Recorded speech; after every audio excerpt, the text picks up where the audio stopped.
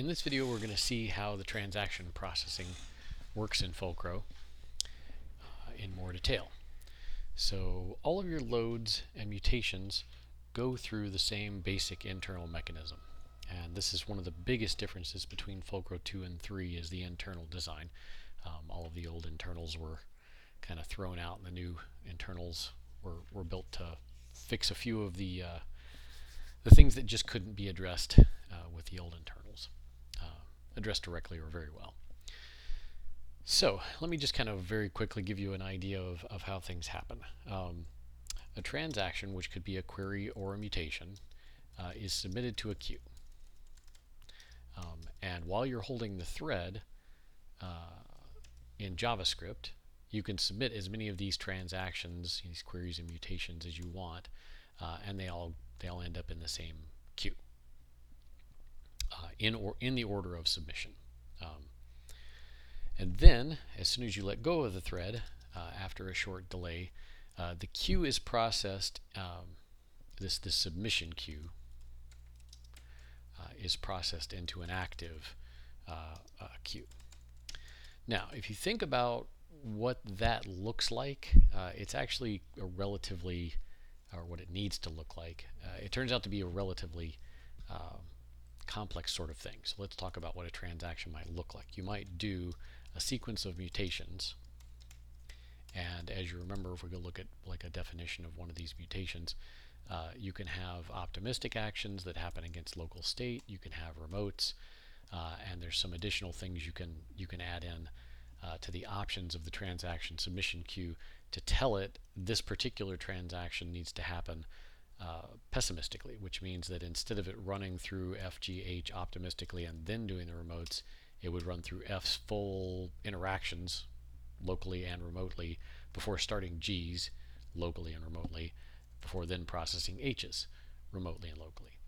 So that right there indicates that each of these mutations, which could also have return values that need to be tracked,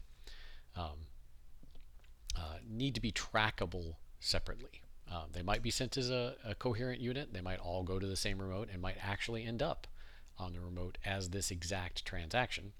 But let's say that G was a UI only mutation that didn't actually do anything remotely. The server would see F and H. And then there's another case where maybe you call the same mutation that has remote effects 3 times in a row. Well, the return value of a mutation is a map keyed by the symbol with the return value, the result of the mutation. Those actually have to be broken up in order for this return value to make sense and be captured. So this has to be broken into 3 interactions with the server. And whether or not that goes on the same network request or not depends on more things. But there's just some of the variety of complexity that the system's handling for you. So these things go into the active queue. They get split up into units of execution, so to speak. I'm going to take some liberty with exactly what happens here. This is a good way of thinking about it. The things that need to happen, and those go into, or those actually stay in the active queue as long as there's something to be done for each of those units. So a unit of execution has things like which parts of it have been complete, right? So there might be a set here that says, oh, well, the action part's been complete, but the remote's not yet. Those kinds of things. So each of the things that needs to happen is tracked in these units of execution. Now, as a unit of execution is reached and it indicates that it has remote interactions, and as you saw in earlier videos, you can have any number of remotes. So you could actually have remote A, remote B, and remote C also see this in addition to the default remote. So there's any amount of remote interaction that a single mutation could do. So we need an additional queue for keeping track of what's being done network-wise when those are done. So for example, we can distribute the results and, in a pessimistic mode of operation, allow the next thing to go. So there's a lot going on here. And I don't expect you to get everything out of this video. I just kind of want to give you a basic lowdown. Now, it turns out that load, if you go and look at the implementation of load, it's actually implemented as a transact with an internal load mutation, uh, which sort of sounds like it is sort of a misnomer, but it uses the same transaction processing system, and then this internal load mutation, which you can actually override to deal with things however you want, is done. I showed in an earlier video how mutations really are multi-methods, and in this case, the dynamism of this particular mutation requires that we write it as a multi-method. There's no way for the syntax of depth mutation to let me, for example, change the remote name in the syntax. So all this is doing, you can see, is plugging in some stuff into that map for mutation, submitting it to the transaction system. So everything that happens in terms of evolution of the system, mutations, loads, local updates of state, all that stuff happens through the transaction processing system, and so that's why it's important to understand what's going on here. And a lot of this is pluggable. There's a lot of places where you can put your own additions or changes to the logic. In fact, the intention is for the entire transaction processing system to be pluggable if you really want to get extreme with it. Although, of course, the default implementation of Fulcro's transaction processing is meant to be general purpose enough to serve 99% of people's needs, and in fact, that seems to have worked out pretty well in all of the projects we've used it with, and we've used it with some fairly large ones. So we have these units of execution. From here, we can follow a path to doing the optimistic changes, so the action block, and possibly, if there are remotes set in the particular transaction that you're doing, then network sends. Okay, the network sends actually submit to a network queue, so we can walk through these units of execution, and as we're walking through and saying, okay, do you have a remote, do you have a remote, do you have a remote, we can stack those up in this network queue, and then there's a step from there where we can recombine or further combine the units back into a network transaction, which is then, of course, sent to the remote. And then the remote is going to give us a response, and the response is then processed. The response is processed by the result action section of the mutation, which you haven't seen yet. And the result action has a default that can be overridden. It can be overridden globally, and it can be overridden on a case-by-case basis. So this gives you a lot of flexibility. And again, you can get by with programming Fulcro without knowing very much at all about how the internals of this work, what the algorithms look like. The fact that there are queues just tend to make things sane, right? Things happen in the order you ask them to happen in.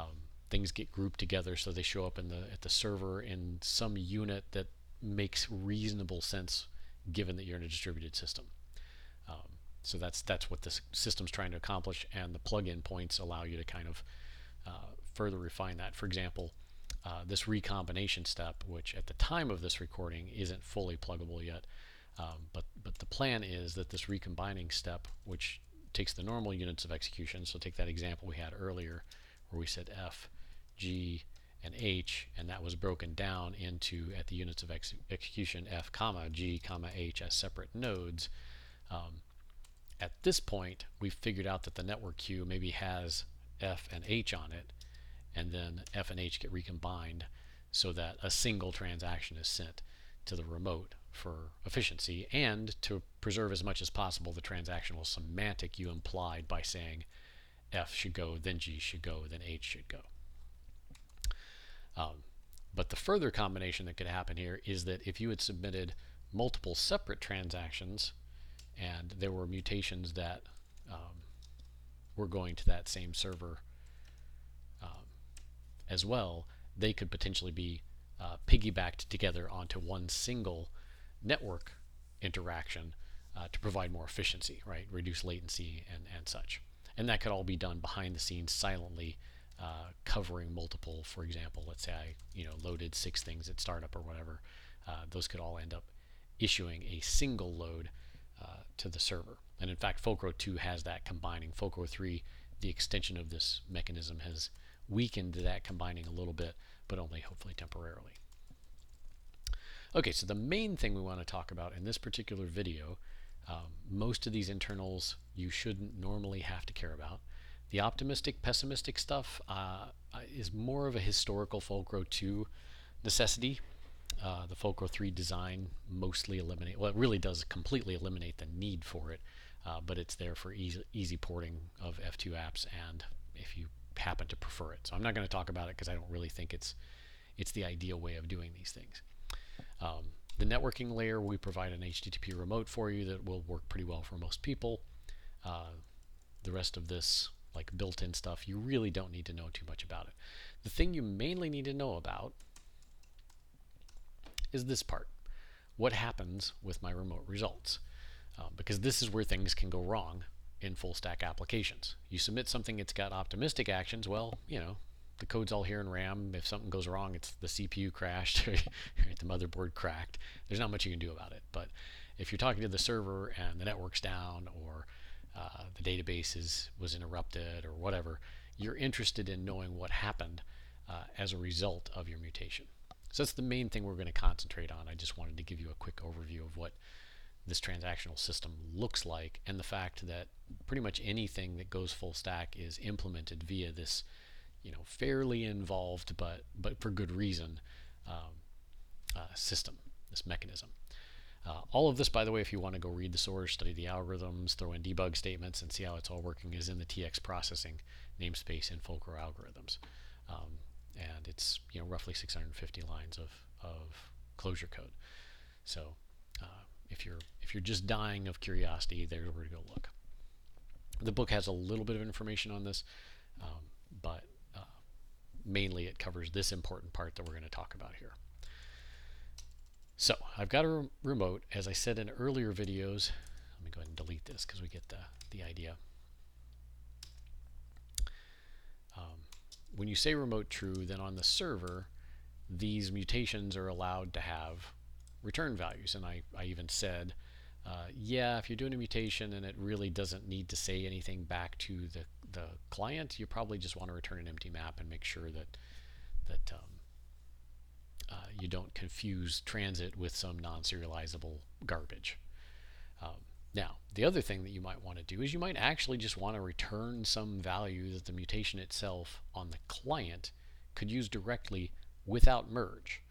So in an earlier video, we talked about how you can do mutation joins. You can say, like, returning on the remote side over here, right? You can say, I'm going to return some data type, and then you'll get auto merge of that. But that's the happy path. And that happy path might not be what you want. Maybe you're doing some other server-side thing, and what you really want is some sort of success kind of indication. So, you know, I'm just going to, for fun, put result 42 and make holder, just so we can have something there. And I'm going to go over here and restart the server, which should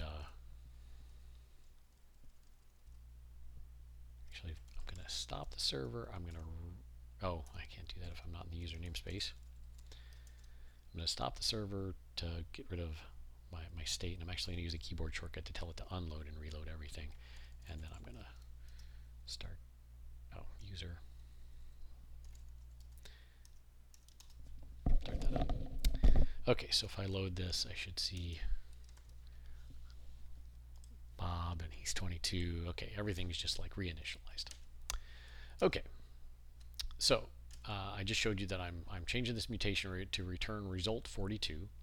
I can go over here and open up inspect, look at the transactions tab, or the network tab, hit make holder, see the full stack, and I can see in here that the response included result 42. And if I go look at the database, if I search here for 42, you'll see that it's not anywhere in there. So we didn't tell it that the mutation was returning anything, so the client just silently ignores the return value. So that's the default behavior of the client-side mutation. is if there's a return value and you haven't said anything about the return value is just ignored. Now, what you can do is you can define a result action.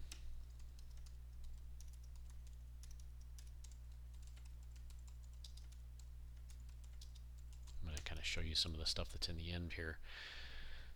Oh, sorry, that's the wrong mutation.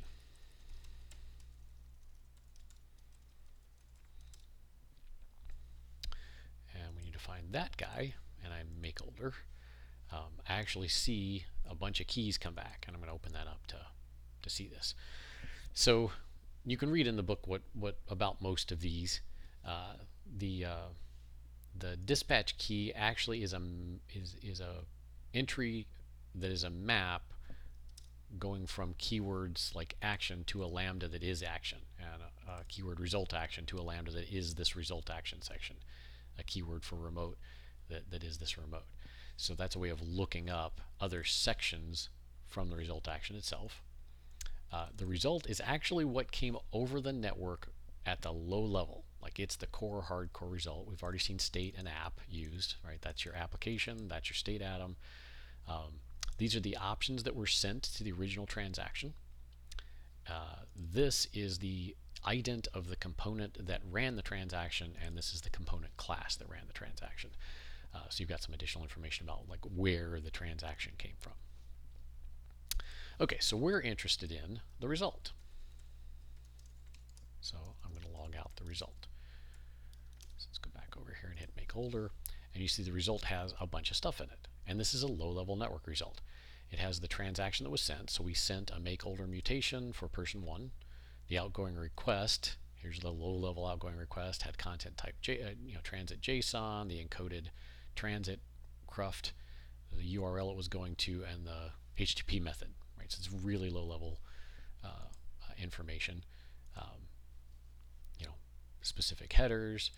Most of this stuff isn't all that useful, but we see the body is what the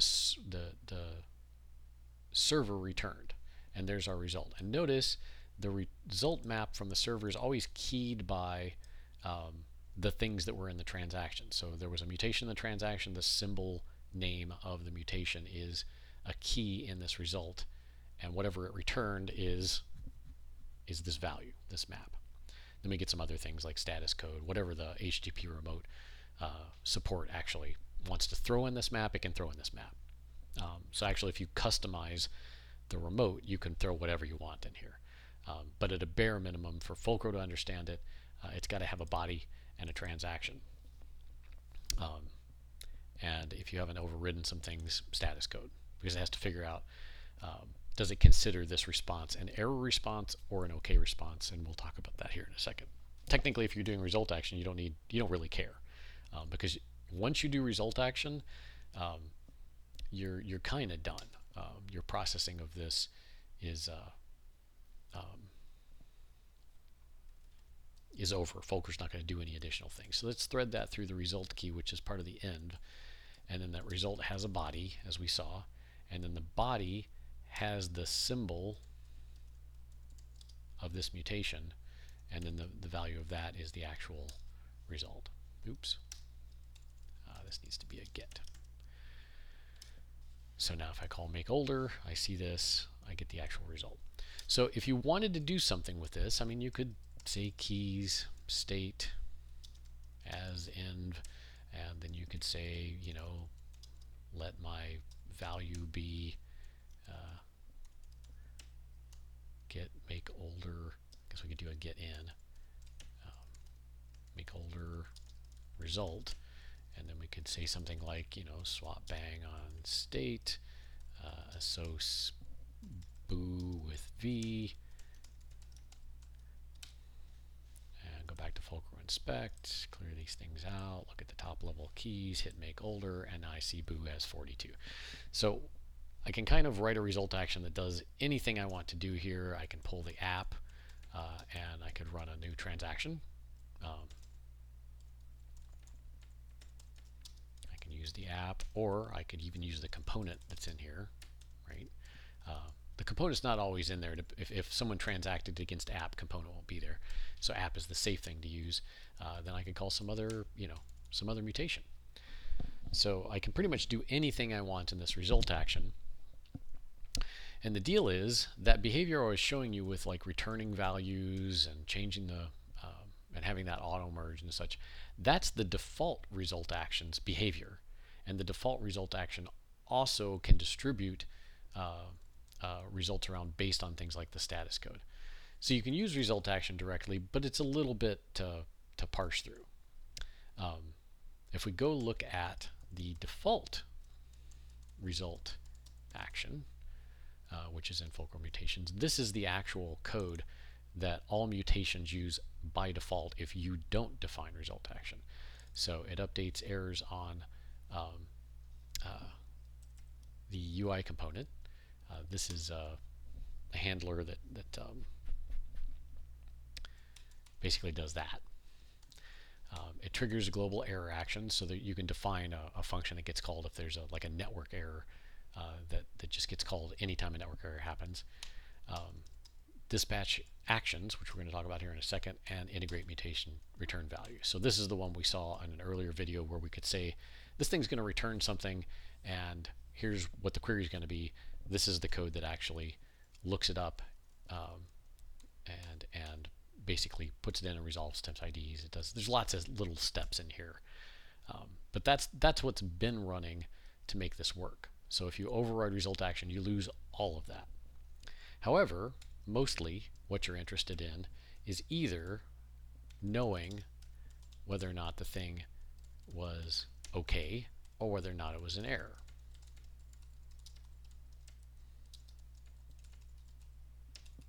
And then, you might want to tell the user. So now if I run make older, it's going to do all the normal things, but it's going to tell me okay when it gets that good network request or network response. And let's say I shut down the server and I try to run make older, I'll get that the network error here, and then I'll see my alert pop up because the error action side happened. And the env has the same sorts of stuff in it, so you can continue to do whatever you want in here. But this lets you kind of split it between hard errors that you can't really do anything about and results from the server that are the happy path. So this gives you pretty good flexibility in terms of how to deal with the post-processing of a network result without having to use an async await sort of specific pattern. For the most part, you're going to have happy paths. You're going to have a sequence of mutations that happened, and those results are just all going to happen in sequence because of the transaction processing system itself. So there's no necessarily any need for a this, then this, then this.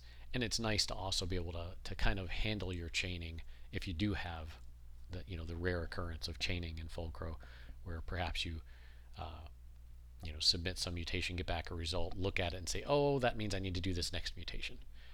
You can just put the transact here in these actions. Okay, the one other topic that I wanted to mention here while we're talking about transaction processing is how we determine whether or not the thing is considered an error. And that's actually configurable. By default remote error. And it's a really simple function. So the default detection is it looks at the status code of the result, and if it's not 200, it's an error.